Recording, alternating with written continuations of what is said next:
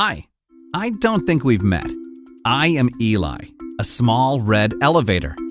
I live and work in a 4-story building with one apartment on each floor, at a time and in a country where trust and cooperation among citizens is at an all-time low. Let me tell you my story. It's sad yet instructive, and I am sure you will relate to it one way or another. I was originally designed to lift only 2 people at a time, but the building residents kept stuffing me with more people than I was made to carry. Until the morning that I broke down. I couldn't take it anymore.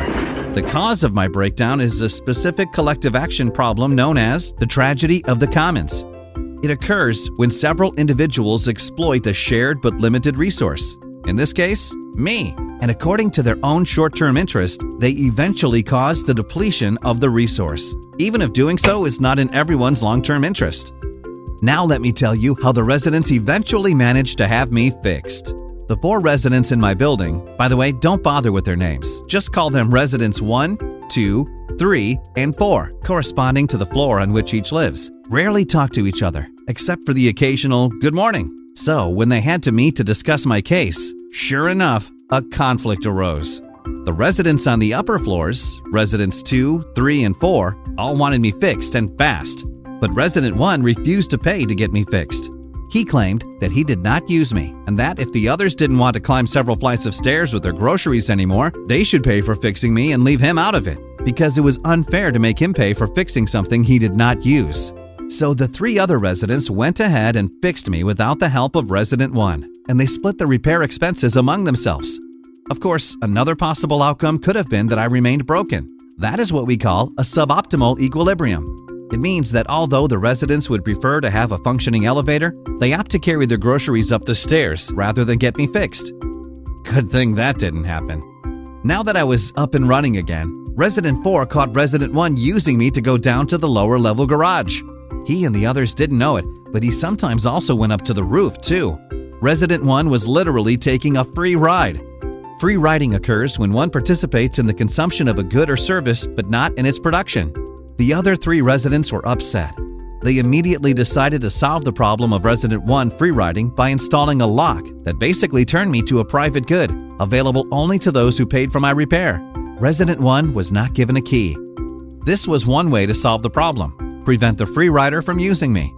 If you want my honest elevator opinion, they could have resorted to a couple of other less drastic ways to resolve this free rider problem. For example, informal sanctions, such as staring at resident 1, or not talking to him anymore, could have been tried.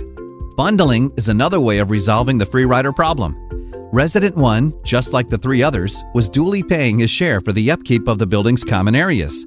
The 3 other residents could have devised a way by which all common area services, cleaning, lighting, mowing, and my maintenance and repair, were bundled in one single package. All these services expenses would then come and be paid for in a single bill from the same provider.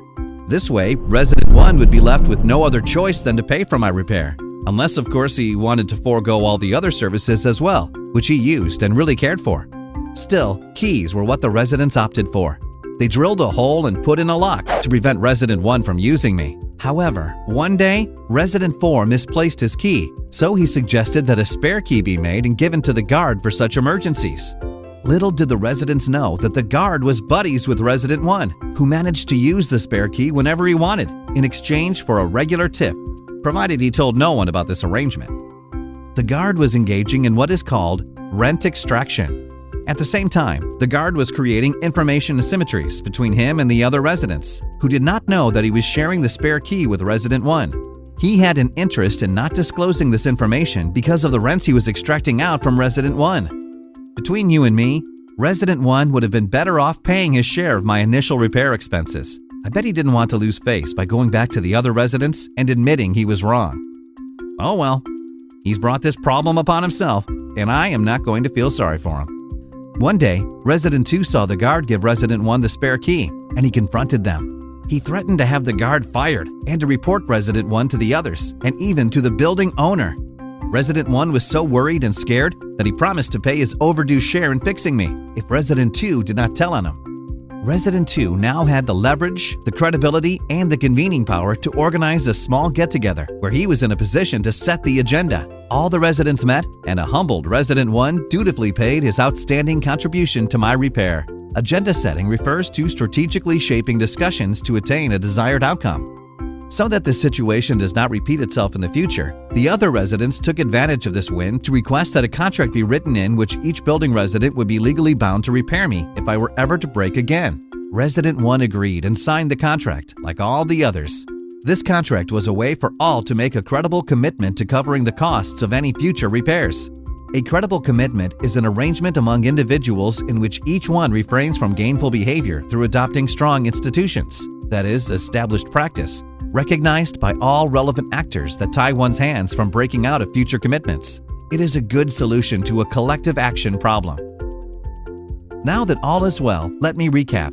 The residents in my building faced a set of incentive problems which festered for several years and prevented them from solving the broader collective action problems they were facing, which in this case meant getting the elevator, me, fixed. Collective action problems occur when the incentives and motivations of individuals run counter to what is good for the group. We looked at these incentive problems one by one and found various ways in which they could be resolved. You should think of me, the elevator, as a metaphor for a common pool resource, with everyone in the building using me, yet I don't belong to anyone in particular, and I am exhaustible or breakable. Examples of other common pool resources include groundwater basins, lakes, irrigation systems, fisheries, forests, the environment, etc. You should think of the building residents as your stakeholders, with different preferences and incentives. And you should think of the incentive problems I have described as the problems various stakeholders face when trying to solve a problem of common interest, push for a reform, change a law, or agree on the location of a school or bus stop. Now, I need to go back to work and take the 4 residents, by now all good friends, together for a ride to the terrace. I hope I don't break down again. Wish me luck, or you're on for another video.